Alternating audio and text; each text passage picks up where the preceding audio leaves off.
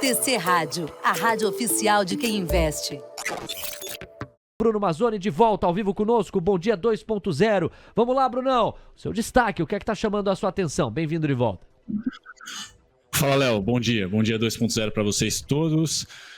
Vamos lá, o que me chama a atenção é que quando há um sinal de risco ou desaprovação aqui do mercado, a gente, infelizmente, quem monitora o mercado enxerga juros e dólar andando para cima, né? Isso faz muito mal. Incrível como a gente, como os investidores aqui, tanto institucionais como os gringos, eu preciso ver esse fluxo depois de 48 horas. Quando tem algum risco aqui, um risk-off, como se diz na Faria Lima, compra-se juros e compra dólar também, né? Quando que o juro sobe, o dólar deveria ficar mais fraco devido ao aumento aí da curva de juros. Mas enfim, hoje é um dia assim, essa semana tem sido assim, pessoal. Então tem que segurar um pouco aí até sexta-feira o ânimo, e aí segunda-feira a gente deve ter uma direção mais tendência do que jogo equilibrado, como a gente está vendo. Essa semana deve marcar o equilíbrio das apostas entre o trade Lula e o trade Bolsonaro, e o meu destaque fica para MRV, o primeiro destaque, e o segundo para Petrobras. MRV, aquele velho ponto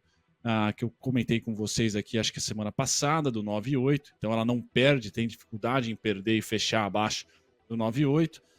É uma aposta até que de 50-50 e até os 10,29. O 10,4 já bateu. Então vejo a MRV aí em um bom momento de desconto. Tá? A Petrobras, meu segundo destaque, é a maneira pela qual eu enxergo a Petrobras e o tanto que ela caiu da máxima atual. Ela quase que perde a tendência de alta hoje, com esse gap de abertura.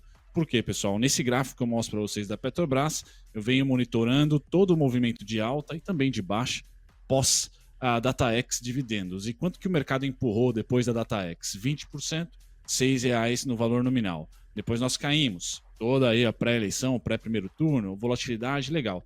Pós primeiro turno, quanto que nós subimos aqui? 20% de novo.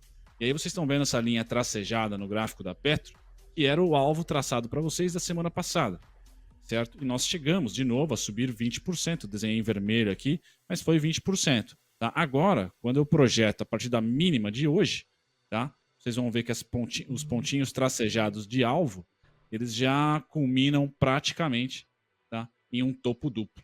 Então é um primeiro sinal de alerta que, independente aí de candidato A ou B, a Petrobras, pelo menos no curtíssimo prazo, né, para quem faz swing trade de curto prazo, ela, na minha ótica, como eu enxergo o mercado, por oferta e demanda, aí já não tem uma demanda tão voraz compradora para romper esses 38,48, 37,90, que é praticamente a máxima dela, Léo. Então, parabéns para você, acionista da VEG, sensacional o resultado, e está quase na sua máxima histórica. E Dux e MRV são os destaques aí, e Dux sendo uma empresa neutra e vem subindo. E aí a MRV, talvez por análise gráfica, né, também está em um bom momento de compra, e a Petrobras neutra agora. Ela perde a tendência de alta no curto prazo, no curtíssimo prazo, e fica neutra. Pelo menos essa é a minha opinião, Léo. Legal, Bruno. Bacana. E o segundo ponto que eu queria abordar contigo, o nosso ponto final aqui, é mais sobre a sua percepção a respeito do que estão revelando as cotações de Banco do Brasil, Petrobras e das educacionais. Porque nós vimos uma empolgação do mercado mais a favor de Paulo Guedes à frente do Ministério da Economia no final da semana passada. E como é que isso se traduziu nos preços? Banco do Brasil e Petrobras galoparam, e Dux e Cogna estacionaram ou até recuaram. E desde o início desta semana o que nós vemos é diferente. Banco do Brasil apanhando muito desde segunda-feira, Petrobras apanhando muito desde segunda-feira, e a gente está vendo os papéis das educacionais sendo destaques positivos. E Dux está avançando 1,37%, Cogna também se destacando entre as altas, agora avançando 0,10%. Num dia em que tudo cai, isso é notícia. Qual que é a tua interpretação? O mercado está dando um recado de apostar mais numa eventual volta do Lula ao Palácio do Planalto do que na força de reeleição do Bolsonaro? Ou não? Está ficando no terreno do 0-0, como as pesquisas sugerem? Ou seja, o que nós vimos na semana passada foi uma antecipação, o mercado quer sempre estar na frente, de uma vitória do Bolsonaro, mas como o cenário está embolado e aí estão voltando a precificar o 0-0. É apenas isso e tão somente. Como é que você enxerga? Vamos lá, Léo. Eu acho que semana passada o rabo chacoalhou o cachorro, né? E não o oposto, né? Então, como nós tivemos vencimento de opções na sexta e o trade da semana, por pesquisas, por notícias, estava muito pró-Bolsonaro, aproveitaram para sapatear para cima. Todo fundão bate meta agora no final do ano, então foi uma grande oportunidade ali para taticamente liquidar muitas posições no verde, que foi o trade eleitoral. Então eu não acho que é um evento só, eleição, eu acho que teve um grandíssimo evento que foi vencimento de opções, e cada vez mais opções mexe com o mercado à vista. Tá? Então teve esse evento na sexta e ele foi totalmente liquidado. Na minha opinião, grande parte das posições foram vencidas literalmente na sexta-feira. E aí, segunda-feira, vamos abrir novas posições. Se é o mesmo trade Ctrl+C, Ctrl+V da semana passada, ou se a gente muda de acordo com uma pesquisa, que ia sair na segunda-feira à noite, tá certo? Para saber se Lula abre de novo, ou se mantém essa distância, ou se Bolsonaro vira. Pois bem, domingo foi o dia fatídico, que trouxe aí uma força maior para a campanha petista.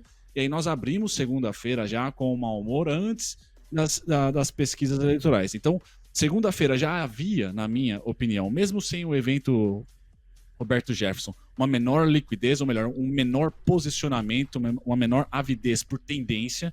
Vamos pôr no bolso. Não, foi colocado no bolso na sexta-feira, na minha opinião.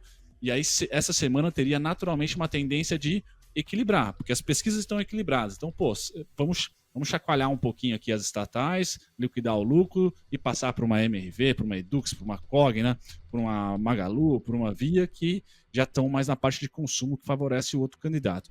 Naturalmente, eu achava que ia para esse segundo viés seu, 50-50, como as pesquisas indicam. Só que Brasil é Brasil, e aí temos um baita de um evento no domingão que acelerou esse processo de se igualar. A Faria Lima foi muito até sexta-feira, não só por viés de pesquisas e viés da semana ali, mas também por vencimento de opções. Isso mexe com o índice futuro, e toda essa movimentação não foi acompanhada em nenhum momento do mercado à vista e do mercado futuro, não foi acompanhada pela curva de juros.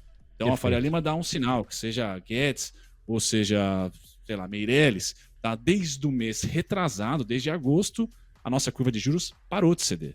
Tá? Então, o fiscal, os dois arranharam, certo? Então, a curva de juros eu acho que é o mercado mais pragmático da Faria Lima. Não é o dólar, infelizmente, tampouco o índice. Se você quer saber a opinião da Faria Lima mais consensual, vá para a curva de juros longa. Ela está estável.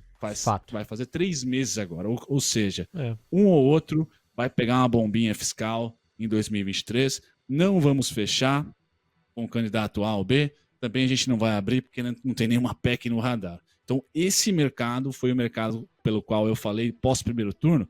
Pessoal, o Ibovespa 116 está justo. Só que o Ibovespa foi para 120, para 121. Então, o Brunão aqui, nabo, né? Se fosse um trader, estaria vendido e agora estaria ali ganhando algum tostão depois de um mês inteiro. Então, trader é uma coisa, analista é outra. Se você me perguntar aonde que está a verdade, para mim é sempre no meio, né? E o meio é o mercado de juros. Esse aí tá sabendo precificar as eleições. O mercado de juros que mostra na curva agora uma média de 7 pontos base e meio a mais nos prêmios, contratos curtos, médios e longos, a despeito de uma inflação ao produtor que não veio inflação, né? Veio deflação, quase 2% de queda no monitoramento dos preços ao produtor, segundo o IBGE. Nem isso foi suficiente para animar a curva de juros, não. Tem outros riscos no radar. Brunão, super obrigado. Um abraço em você. A gente volta a conversar amanhã na quinta-feira. Falta pouco para o segundo turno. Até lá. Nem me fale. É isso aí, Léo. Até amanhã. Tchau, tchau. TC Rádio, a rádio oficial de quem investe.